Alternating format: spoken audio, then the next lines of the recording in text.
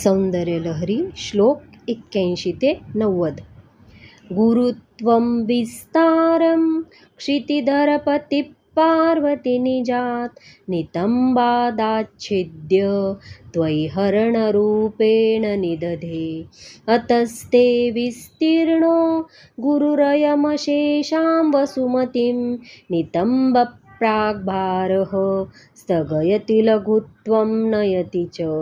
करीन्द्राणां शुण्डान् कनककदलीकाण्डपटलीम् उभाभ्यामूरुभ्याम् उभयमपि निर्जित्य भवति सुवृत्ताभ्यां पत्युः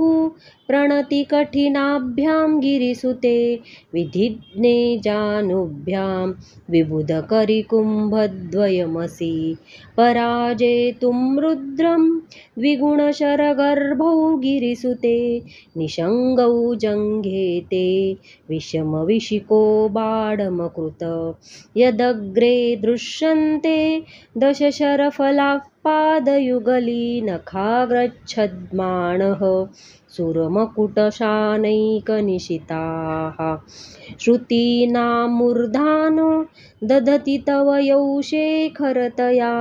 ममाप्येतौ मातः शिरसि दयया देहि चरणौ ययोपाद्यं पाथः पशुपतिजटाजूटतटिनी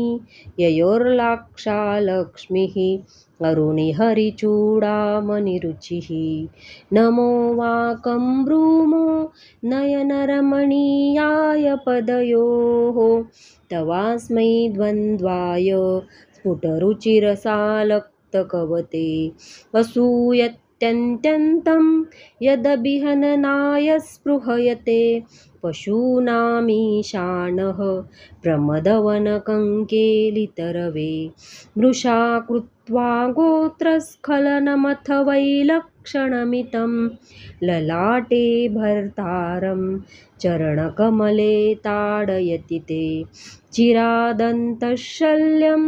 दहनकृतमुन्मूलितवता तुलाकोटिक्वाणैः किलिकिलितमीशानरिपुना हिमानि हन्तव्यं हिमगिरिनिवासैकचतुरौ निशायां निद्राणं निशिचरमभागे च विशदौ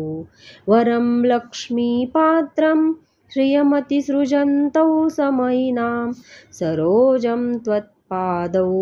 जननि जयतश्चित्रमिह किं वदं ते कीर्तीनां प्रपदमपदं देवि विपदां कथं नीतं सद्भिः कठिनकमठीकर्परतुलां कथं वा बाहुभ्याम् उपयमनकाले पुरभिदा यदादायन्यस्तं दृशदिदयमानेन मनसा नखैर्नाकस्त्रीणां करकमलसङ्कोचशशिभिः तरूणां दिव्याणां हसत इव ते चण्डीचरणौ फलानि स्वस्थेभ्यः किसलयकराग्रेण ददतां दरिद्रेभ्यो भद्रां श्रियमनिशमन्नाय ददतौ ददाने दीनेभ्यः श्रियमनिशमाशानुसदृशीम्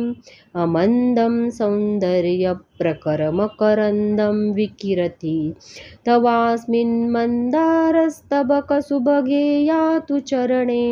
निमज्जन्मज्जीवः करणचरणषट्चरणताम्।